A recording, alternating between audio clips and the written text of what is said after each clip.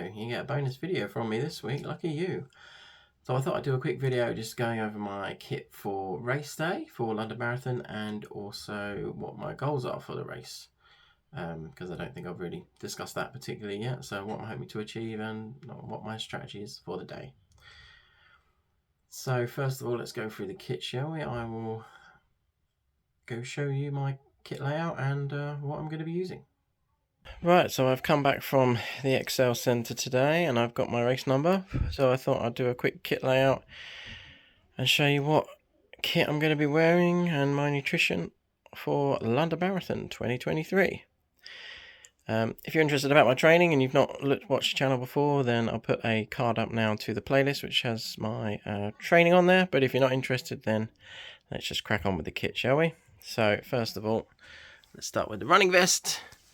This is from the charity Wellchild, who I'm running for. Here is my race number. I've attached this in advance because I hate doing this. It takes me ages, so it's one less thing to stress about. It is a scimitar vest, or scimitar vest, however you pronounce it, which they seem to make them for most of the charities. So I much prefer a vest to a t-shirt. It just keeps me a bit cooler because I do get very hot when I run. So the shorts are, ironically, cheap Kalenji ones, which is Decathlon's own brand. So these were really cheap. I've bought more expensive shorts since and I was not happy with them. These are by far my favourites. They're 7-inch shorts. They have no seam. They had no seam in them, or I think actually I cut the seam out because I don't like the liners in. They annoy me. So I cut that out, and underneath them I will wear these, which are the Runderwear long boxers. They are great and they just stop your inside of your calves getting chafed. So I'm a big fan of them.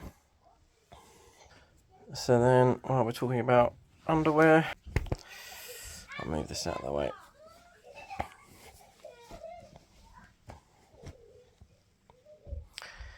Got my socks here, so these are Injinji Ultra socks, so they're the ones with the individual toes. They tend to cut down on blisters a bit, which is good. Then we have these, which are arm warmers. So sometimes near the beginning of the race I can feel a bit cold, so I put them on, and then they're great because you can literally just take them off when you start to get warm. So that's really handy. And the cap is my Ben Parks running cap. They're great, so lightweight, loads of ventilation in the back, and it's one of the few running caps that actually fits me. I never thought I had a big head, but it seems to be bigger than average because I struggle to get caps with enough fabric around the dome to fit.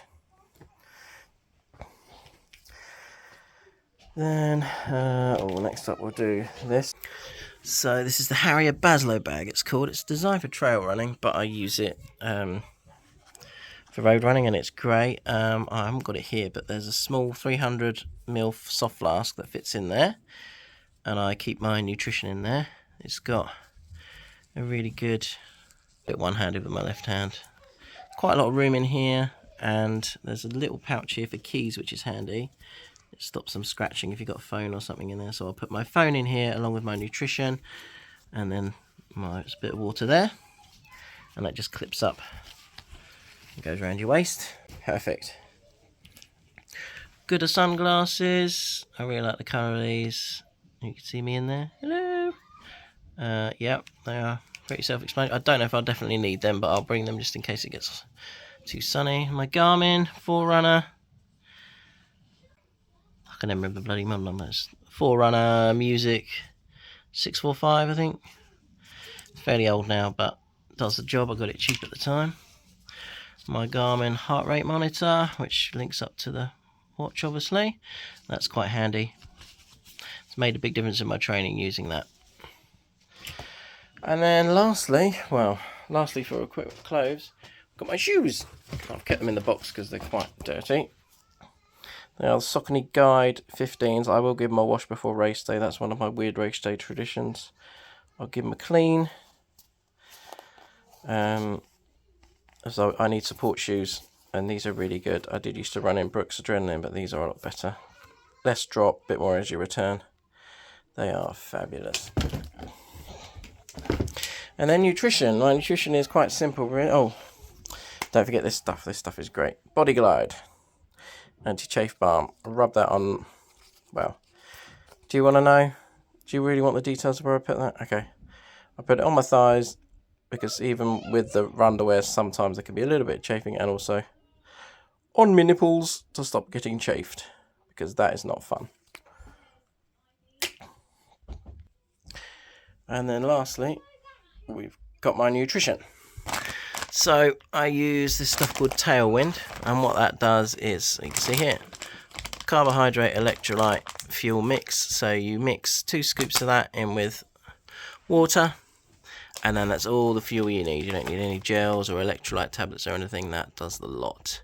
So what I'll do is I'll pre-mix 4 scoops in with my water, and then what I do, my spare fuel I carry to mix up. I put it in these, which are kind of old breast milk bags, but they're really good because they have a double seal in case one of the seals breaks. You don't lose everything. And I'll just stick them in my Baslo bag. So I'll have a few more of those. So that's it. That is the race day kit. Hope you found that useful and interesting. So that's the kit. What about the plan? Well, as a lot of people say, you should kind of have 3 main goals that you want to achieve, and you almost sort of have it like a bronze, silver and gold.